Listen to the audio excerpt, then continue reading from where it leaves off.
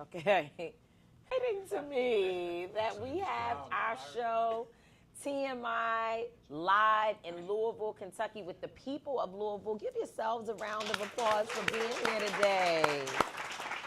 Yes. This is so cool. It's like our first time really being live on location. Usually we're in studios or, somewhere with a laptop trying to figure out the light, taking off the shade in the hotel and, setting up. But this time, today, Ryan, who is our super producer for the State of the People Power Tour, convinced us that we need to be live and in person. And of course, my son said, absolutely, because I've been telling her that all the time. But I have my, the women, we got to listen to the men sometimes.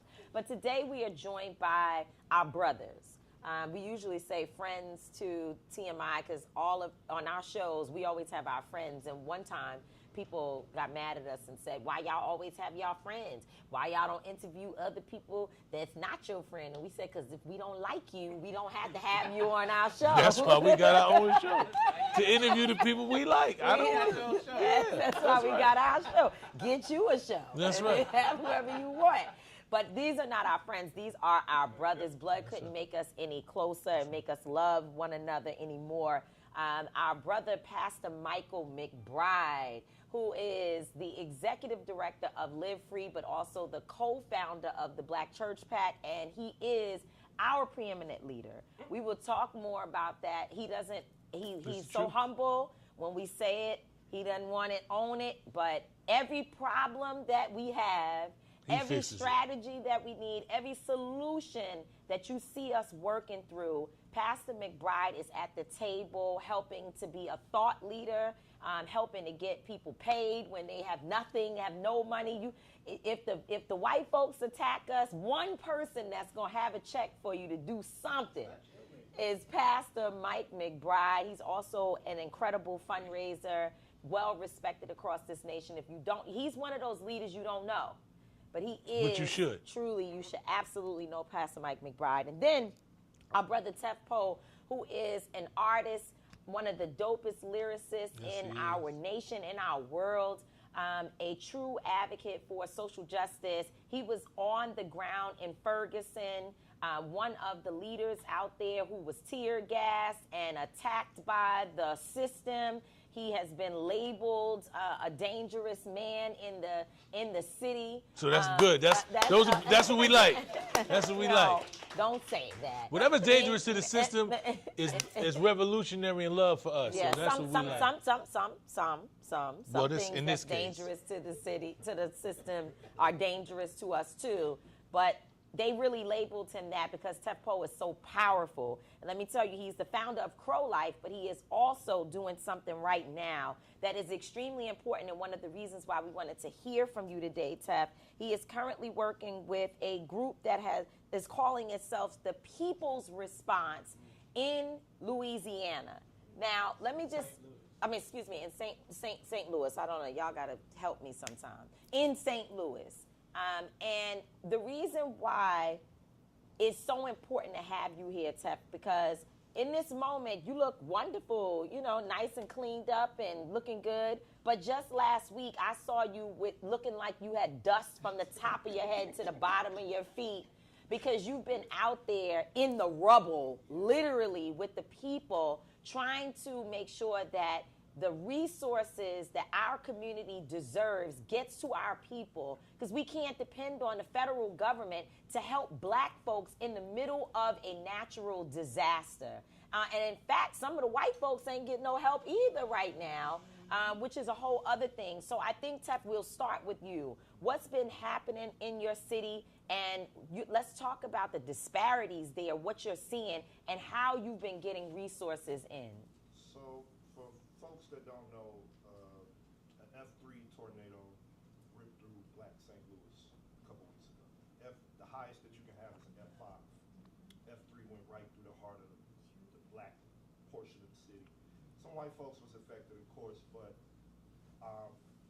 if you live in Tornado Alley, Tornado Lane, whatever they call it, we typically believe that the tornadoes and the twisters can't land in the city. So we don't even go in the basement.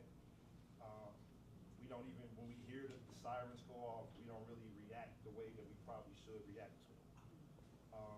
But in this case, I'm being very vocal about it because some things went down that weren't necessarily the people's fault. The white person who was supposed to push the button to let us know that the tornado landed didn't push the button. People think I take stuff a little bit too far, but I can almost guarantee you that person voted for Donald Trump as well. So when we try to connect the dots on things, they're too quick to call it conspiracy when sometimes it's just fact. So I went out that night that the tornado landed, and I just saw portions of my city looking like an apocalypse, you know what I'm saying? I saw families displaced, and I kind of knew I was going to be involved one way or the other. So I started working with two women, Kayla Reed and a sister named Ohun, Action St. Louis and For the Culture, and they put together a quick plan to try to be the people's response to the moment. It was a very simple operation, and then it just scaled up to something massive where some days I feel like we out there literally rebuilding the ghetto. You know what I'm saying? There's times where me and my partners are negotiating with the street gangs to let Spire come down the street, you know, let the gas company come in. And I think this is important to note because we just had an election a few weeks before this storm happened. And in my humble opinion, the people who came in with this current administration, this was a part of their plan anyway, to displace and relocate black folks in the city of St. Louis. They just had an act of God that's helping expedite the process. So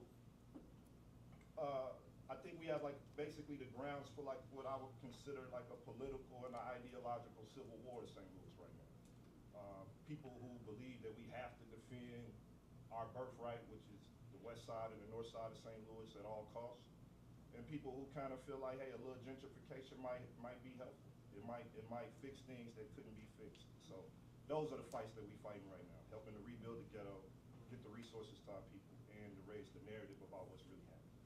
So, and what has this administration done in St. Louis since this happened? I mean, you know better than most. I'm a wartime leader. So I always say, call me when it's gangster. Don't call me when y'all just out there passing out teddy bears. Don't call me when it's real. So I feel like the reality of the situation is it's real. You got thousands of teenagers misplaced. You got streets of people living under tents right now. And to answer the question, what has the administration done? I don't know. You know what I'm saying? She went on TV and cried. She's worked across the aisle with some traditional institutional groups. But times like this, you need unconventional tactics. And that's where the capacity of the state is always limited when it comes to black people, in my opinion. If this was white folks, they would have figured out how to do more than get some free bottled water over there. You know what I'm saying? Like, I'm loading trucks with 8-year-old kids, if I'm telling the truth. You know, like, it's 8-year-old boys that's gonna remember, like, hey, I helped fight that fight to save this community. They use the ChatGPT standard response, do not self-deploy, do not, you know, I can tell somebody down there know how to use Google and ChatGPT. So they're putting out a bunch of ChatGPT nature things about what to do in a natural disaster. But most of the relief efforts come from black people having common sense about survival, knowing we gotta work together, knowing we gotta put our political differences to the side. Like, and that's what I feel is happening right now too for the city. That's beautiful about it. That black folk on the ground who traditionally had to work together saying, hey, bro, you bring your group in, y'all do this, my group do this, your group do this, your group do this. It's kind of like we running our own shadow government in Black St. Louis right now. Wow. So I heard that you talked about displacement, and I heard that people are even being displaced from the tents, like they're shutting down certain areas. Yes. So where are folks supposed to go? It's a humanitarian crisis that, in my opinion, if a black woman was in leadership, if we still had Tashara Jones, our first black woman mayor, right, man, they would be down there trying to drag her out of City Hall over this. And I think that don't skip too quick past that, because that's serious. What you just said is that if Tashara Jones, the black woman who was the mayor, who was just defeated by a white woman, corporate, Republican. Right? Yeah, Republican. That's Leave it to Tef to come up with a word to call us. So if it was Tashara Jones there, you're saying that even our community would be down there calling all kind of names and tearing down the walls of City Hall because she's not being responsive. The moment is not being met. You know what I'm saying? And I know Is it because people are just too traumatized? Or you think it's just that we just have a thing about white folks that we let white folks get away with murder, literally? Well, I think sexism and patriarchy is still a real thing. That's a fact. You know what I'm saying? So we got it for the sisters, but we don't got it for the white women all the time. We got compassion for them. We let them go on TV and cry like our babies ain't out in the streets, and they getting a paycheck to fix this. Nobody put a gun to that woman's head and said run for mayor. She chose to do that. Her narcissism chose to put her in power. So now you got to make the call. You know what I'm saying? And it's real. Like, people dying. I know grown men looking up in the roof, right, looking in their living room right now. They don't got no roof. Rain coming in. Damn. They don't know what they gonna do. I'm in the backyard helping homeboys move trees. You connected me with Trader Truth. He helping me cut stuff down. You know what I'm saying? So it's like I am more upset than I'm showing. Because I can't really show how upset I am because people can call me the illogical black man. Wow. But I'm deeply upset by seeing grandmothers say they don't know what's gonna happen. I'm deeply upset by the fact that I've been spending 3-4 weeks of my life and I ain't loaded a damn truck with a politician yet. Wow. You feel me? I've been out there loading trucks, unloading trucks, going to people's houses. And I'm not saying I'm Superman or like the... You Superman, brother. You Superman, Tef. You Superman, Tef. But at some point, when do they meet us on the terrain? Everybody want us as the politicals to galvanize people to vote. We do it when we can. But when we got real responses that people need to have human responses to, real things that people need to have human responses to. And I just don't see it in local government, state government as much as we should. I know that Trump is the impeding problem of the whole freaking world at this point, right? But where are the men and women with heart on a local level? Where are the people who ain't taking it? Where are the people who ain't going? Like Sauce Walker said, everybody ain't going. I'm looking for the people who ain't going. Yeah, I think these tragedies expose the class divisions within our own community. You know what I mean? Because all across the country, we're seeing a version, maybe not a literal tornado hitting every neighborhood, but we have a existential tornado that's hitting our communities. And the federal government is making very clear that we are on our own. At various parts of our experience, even under Democratic leadership, we still be on our own. We just don't think it because people grin and invite us to the White House and invite us to their parties and give us, $1 out of, $10 of their budget, and we feel less desperate. But the reality is, poor black people in our communities are catching hell no matter who's in office.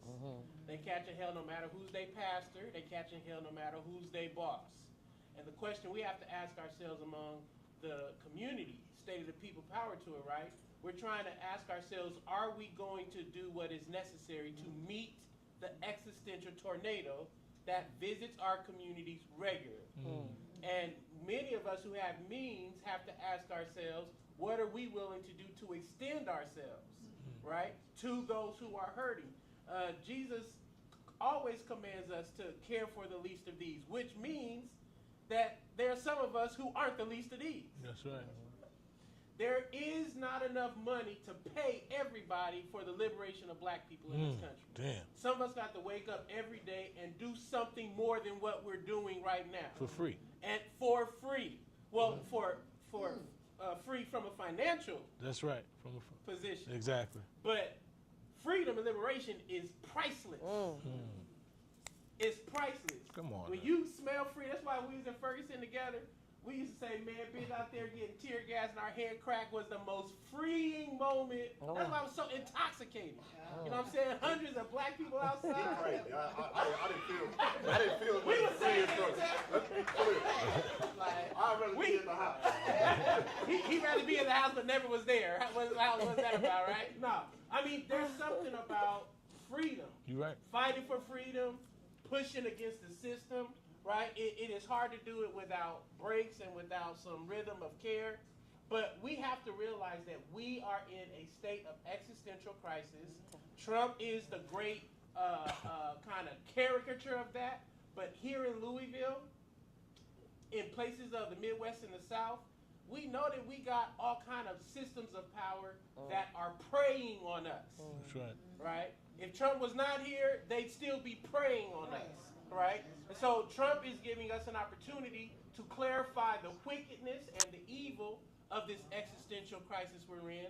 But we got to do something more than what we're doing. And I think it's up to us, while we're doing this tour, we're trying to rally ourselves together and say that everything we need as a community is within our community. We just have to align ourselves. We have to strategize, reminding ourselves we've always been the minority in this country, but every great gain for freedom and civil rights has come from the minority population of black people in this country. And if this country's going to be saved, it's going to be because black people do what we always do. Save ourselves, and by extension, the country will continue to survive. I had a question, but you pretty much answered the whole question and everything. Yeah. Jesus. I do have a question, because we're talking today about the first 100 That's what I was days gonna of say. Trump. And, you know, the gun violence prevention resources around this nation, it doesn't just keep us safe. I think that there is this misconception by some of these white folks that all they're going to do is create chaos in our own communities by pulling gun violence prevention resources from us. They don't know that those resources keep them safe as well. Because once some of the people who prey on our communities, once they get through with taking whatever they can from us and terrorizing us, they move to wherever else they can go, right? Because that's just the reality. I say some of them, we're not going to give them that, oh, they're hurting and they lack resources. Some people just prey on our communities that look like us, period. And then there are others who, because of desperation, they turn to means that, are dangerous for all of us, and we try to help them. I think about somebody like Erica Ford in Queens, who just lost $2 million of her budget with the Trump. You know the name of what was the CBI. Not the CBI, but what was the name of the Biden administration's Safer Communities Act. the Safer Communities Act? Under that has now been disbanded, right? In the Trump. So they clawed the money. They took the funds out of it, and the Trump administration, they were very specific about why. They didn't say, well, we're just, it's just waste. They didn't say that. They said that violence prevention money, addiction prevention, and criminal justice reform resources are not aligned with their agenda. That their agenda is more aligned with policing and, more militarized policing in our communities. And so $2 million of Erica Ford's resources, and I know, Ryan, excuse me, just let us get into this one thing here. $2 million of Erica Ford's resources, and I don't know the exact numbers, but there are other people that $800 million. Right, but the other organizations in New York alone lost so much of their money that their organizations can't even function anymore. They have to close down. Now, there are people out here, Pastor Mike, who will say, oh, that's because, and I'm talking about black folks who have great influence, people who are all on social media and they look, everybody loves them. They go to their stuff. Oh, that's because y'all are begging for money from somebody else. I thought we were asking for our tax dollars to circle back to our community and that we're not begging anybody for anything. They say do for self. We are doing for self. I work a job. I pay taxes, and now I want the federal government to make sure that the kids in my community get what they need so they don't pick up guns, so they don't pick up drugs, and so on and so forth. Talk about the impact, first of all, of the work that you all put into getting that money assigned to gun violence prevention. And I know I'm talking too long, but I need to make sure all of this is said. When the Biden administration first decided that they would put hundreds of millions of dollars into gun violence prevention, those white groups were first on the list to receive resources. It was black organizers like yourself and a bunch of other people who if I start naming them, I'll get in trouble, who went in there. Amber Goodwin was one of the individuals, and what's the brother's name who works closely with the administration? Greg, exactly. These folks and y'all came together and said, no, we have to put front and center black folks, black organizations. That was not easy. It was a fight. I think people just don't realize what goes into this stuff. Now we're losing the money. We've lost the money. The city of Newark, they have cut their resources across the board, any federal money for gun violence prevention. What is this going to mean, not just for our community, but for society in general? And talk about the fight that you all went through to ensure that we got the resources in the first place. Yeah, so this is a decades-long fight to try and center public health responses to gun violence in the black community. What we know is that a super small number, less than half of 1% of your city, is responsible for almost 60% of the gun-related shootings and homicides. Which just means that there's 100 shootings, it's not because you got 100 people shooting. It's a small number of folks who are caught in lethal conflicts, and they play out in neighborhoods, in clubs, in communities, etc. Public health means that rather than just using a law enforcement or carceral response, we attend to people's anger, fear, and pain using public health resources, mental health resources. All of us know if you've been shot at 13, 14, 15, 16, 17, 18 years old, you are now a totally different human being. That's right. You have all kind of paranoia. You have all kind of anger. You got fear. You got pain. And as a black man, me, Mice, and Angela was talking about this last year. You know, where do black men get to publicly display their fear and their anger and their pain? You walking down the street traumatized. You got to put on armor. You don't get to cry. You don't get no therapist. So imagine 10 years of armor and never having your health addressed, public, physically, or mentally. Our strategies were attempting to acknowledge that whether you've been shot or whether you're in a community where you hear gunshots, black people's psyche has been fractured, fragmented, and dismantled by lethal violence.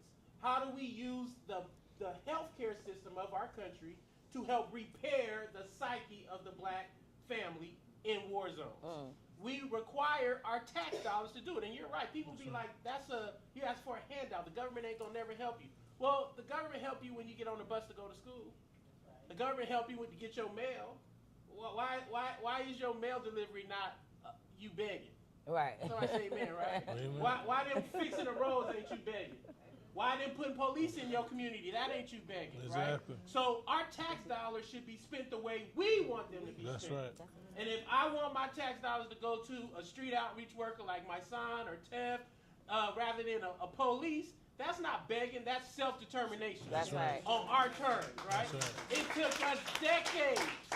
I'm talking about decades. I've been doing this for 15 years every day. And people was doing it before me. Not Angela. Well, God bless you, Angela. He was doing other things. I meant to say Erica Ford. Erica Ford. Chico. Yeah, Marcus. Chico. Cats doing this before I even got involved in Volunteering. Absolutely volunteering. Anthony Smith, who's from Louisville, runs Cities United. I think he used to work in the mayor's office and stuff. Doing this work, there's no money in that, right? And so it's really important to appreciate decades. We couldn't get Negro politicians, black politicians. Nobody would come along with this. They said this is a hug and thug strategy. It don't work. It won't help me win an election because the police don't like it. We had to fight everybody. That's right. When I say I'm talking about everybody, the preachers, the police, the prosecutor, anywhere to start with a P, you had to fight, right? But we won. That's right. We won. We did. We won, and we got this money at the federal level because we all launched Fund Peace and a big old national campaign. Wow. We came to Louisville. Red Dot was one of our folks that we was rocking with here to get this stuff going. So to your point, it took us almost decades to get the first slot of resources, several $100 million, put into budgets. And I want you to know that sounds like a lot of money because we don't got no money. Right. But it ain't. But it's nothing. It's $1 out of the 10. It's $1 out of the 10, and they took that back, right? And so it's really important for us to acknowledge that what is going to happen, right, as Trump sinks this economy with the tariffs, more desperation is going to set in, more anger is going to set in, and the mayors of our cities are going to default back to tough on crime policing. That's right. Unless you in this room let your mayor know that we not going there. That's right. Can I say something about the territory? And we got to wrap, but go ahead. People not thinking about how this all affects us. I probably didn't even think much about the tariffs. The price of wood is up now. We got to rebuild a whole community with the price of wood through the roof. So think about that, man. It's all connected. Wow. I just want to say one thing. You know, poverty is violence, right? And when we talk about violence in our communities, where they come from, you don't see well-to-do black communities where people are shooting each other up because there's no need. When you hungry and you starving and you've been taught that you're a savage and you've been taught that you're nothing, people grab guns and you don't value life because you're not in communities where life looks like it should be valued, then there's violence. So these people understand that, and they're intentionally taking away the resources and the faces of people who can give them that energy in their life so they can see people that are doing something positive in our community. So when we look at this, is very intentional, right? When we look at our communities and we see the ones that's decimated and we see where the violence is, we know exactly why it's happening there. Yeah. So I just want to say the work that we're doing and that you've been doing for years is important to me because she's very humble, but she's also one of the individuals who were on the front line in New York City to get the first resources for gun violence and awareness and protection inside our community. So I just want to say we love y'all. I want y'all to, like I said, I ended every one of these segments. This is the State of the Power of the People tour, and I want y'all to give the people some energy before you leave. What can the people be doing right now, real quick? Pastor Mike, I want you to make sure you include in it what it says on your shirt. The struggle is real, but so is God. But so is God. Hallelujah. So Tep, you go first, and then Pastor Mike, and we wrapping it up. Go, Tep. My main thing is just organize. Like, treat your family like it's an organization. Have a plan for everything. You know what I'm saying? Like, don't even. I hate when I go on Facebook and I see black people who ain't in political organizations. Be like, well, what the organization's doing? You and the 4 people you know is an organization. That's right. What y'all doing? That's right. Trust black people. Rock with black people. The white man's ice ain't colder than yours. That's right. So you ought to fall in love with the black people in your community. We ought to be doubling down on working with each other. Preachers got to work together despite your denominations. Groups got to work together despite your differences. Neighborhoods got to rock with each other despite your historical challenges. Fall in love with black people. Now's the time. Black love will save us if we get together. All right. Thank you. Round of applause. Thank you very much.